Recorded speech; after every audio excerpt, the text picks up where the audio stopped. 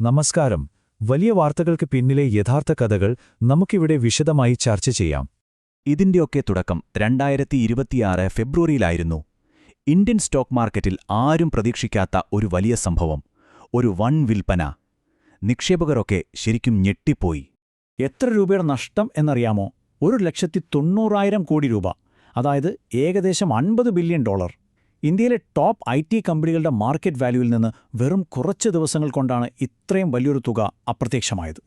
പക്ഷേ ഇതിന്റെ കാരണം എന്താണെന്ന് അറിയുന്നത് ആർട്ടിഫിഷ്യൽ ഇന്റലിജൻസിനെക്കുറിച്ചുള്ള നിങ്ങളുടെ ധാരണയെ തന്നെ ഒരുപക്ഷെ മാറ്റിമറിച്ചേക്കാം.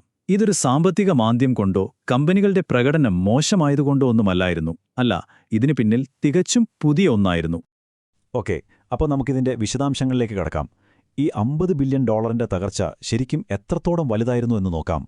ഈ കാണുന്നതുപോലെ തകർച്ചയുടെ വേഗതയും ആഘാതവും വളരെ വലുതായിരുന്നു. ഇൻഫോസിസ്, TCS പോലെയുള്ള വലിയ കമ്പനികൾക്കാണ് ഏറ്റവും വലിയ അടികിട്ടിയത്. നോക്കൂ, ഇൻഫോസിസിന് 7.37% ഇടിവ്, TCSന് ഏകദേശം 7%. ഇതൊക്കെ ചെറിയ കാര്യമല്ല. അപ്പോ എന്തായിരിക്കും ഇത്രയും വലിയൊരു പേടിക്ക് കാരണം? ഇതിന്റെ എല്ലാം പിന്നിൽ അമേരിക്കയിലുള്ള ഒരൊറ്റ AI സ്റ്റാർട്ടപ്പിന്റെ പ്രഖ്യാപനമായിരുന്നു. ആന്ത്രോപിക് എന്നായിരുന്നു ആ കമ്പനിയുടെ പേര്.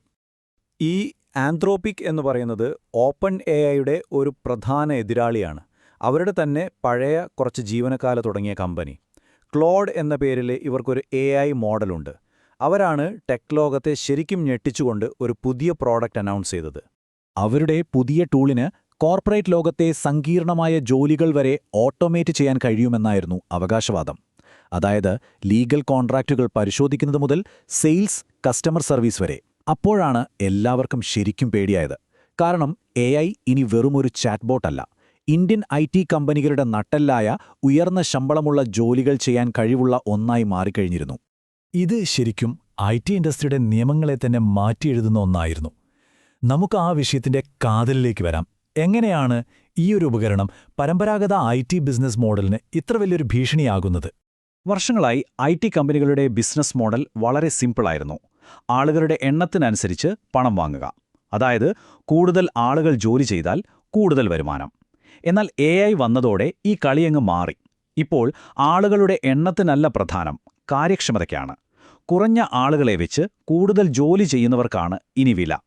ഇൻഡസ്ട്രിയിലൊരു പ്രധാനി പറഞ്ഞതുപോലെ, പണ്ട് 10 എഞ്ചിനീയർമാർ ചെയ്തിരുന്നൊരു ജോലി ഇന്നത് AI ടൂൾസ് ഉപയോഗിച്ച് 3 പേർക്ക് തീർക്കാൻ പറ്റും. അപ്പോൾ ഈയൊരു വലിയ പ്രൊഡക്ടിവിറ്റി കുതിപ്പാണ് നിക്ഷേപകരെ പേടിപ്പിക്കുന്നത്. കാരണം ലക്ഷക്കണക്കിന് ആളുകൾക്ക് ജോലി കൊടുക്കുന്ന ഈ കമ്പനികളുടെ ഭാവി വരുമാനം എന്താകും എന്ന ചോദ്യം അവിടെ ഉയർന്നു. ഈ സംഭവ വികാസങ്ങൾക്ക് ശേഷം വിദഗ്ധർ പല അഭിപ്രായങ്ങളുമായി മുന്നോട്ട് വന്നു. ഇന്ത്യൻ IT ഭീമന്മാരുടെ ഭാവി എന്താകുമെന്നതിനെക്കുറിച്ച് 4 പ്രധാന സാധ്യതകളാണ് അവർ മുന്നോട്ട് വെച്ചത്. നമുക്കതൊന്ന് നോക്കാം. JP മോർഗന്റെ ഒരു റിപ്പോർട്ടാണിത്. ഇതിൽ 4 സാധ്യതകളാണ് പറയുന്നത്. ഒന്നാമത്തേത് ഒരു അതിരൂക്ഷമായ തകർച്ച, അതായത് AI കാരണം വളർച്ച പൂർണ്ണമായും നിൽക്കുന്നു.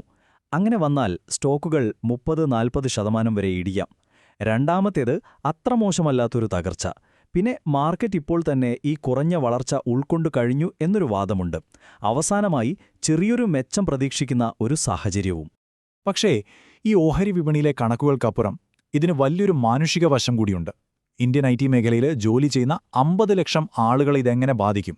അതാണ് യഥാർത്ഥ ചോദ്യം. കഴിഞ്ഞ ഒരു വർഷം മാത്രം ഇന്ത്യയിലെ IT മേഖലയിൽ നിന്ന് 80,000-ലധികം ജോലികളാണ് ഇല്ലാതായത്.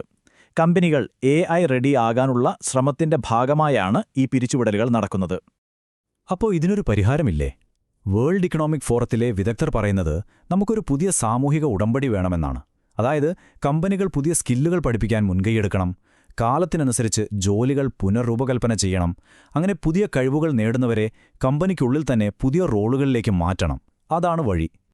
പക്ഷേ ഈ തൊഴിൽ നഷ്ടത്തിന്റെ വാർത്തകൾക്കിടയിൽ നമ്മൾ ഒരുപക്ഷെ ഈ കഥയിലെ ഏറ്റവും പ്രധാനപ്പെട്ട ഒരു കാര്യം കാണാതെ പോകുന്നുണ്ട്.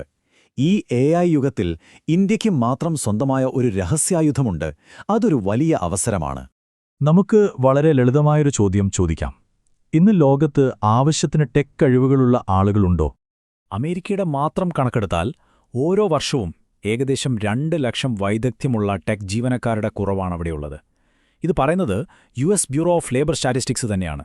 അവിടെയാണ് ഇന്ത്യയുടെ പ്രസക്തി. കാരണം ഇന്ത്യയിൽ ഓരോ വർഷവും പുറത്തിറങ്ങുന്നത് ഏകദേശം 25 ലക്ഷം STEM ബിരുദധാരികളാണ്. ഇതൊരു ചെറിയ സംഖ്യയല്ല. ലോകത്തിലെ തന്നെ ഏറ്റവും വലിയ ടാലന്റ് പൂളുകളിൽ ഒന്നാണിത്. അപ്പോൾ കാര്യം വ്യക്തമാണ്. ഒരു വശത്ത് AI ചില ജോലികൾ ഇല്ലാതാക്കുന്നുമുണ്ടാകാം, പക്ഷെ മറുവശത്ത് പുതിയ കഴിവുകളുള്ള ആളുകൾക്ക് ലോകമെമ്പാടും വലിയ ഡിമാൻഡുണ്ടാവുന്നു.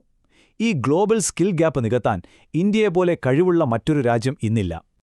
അതുകൊണ്ട് നമ്മൾ അവസാനം ഈയൊരു ചോദ്യത്തിലാണ് എത്തുന്നത്. AI ശരിക്കും ഒരു ജോലി ഇല്ലാതാക്കുന്ന വില്ലനാണോ? അതോ നമ്മുടെ കരിയറിലെ പതിറ്റാണ്ടുകളിലെ ഏറ്റവും വലിയൊരു മുന്നേറ്റത്തിനുള്ള അവസരമാണോ?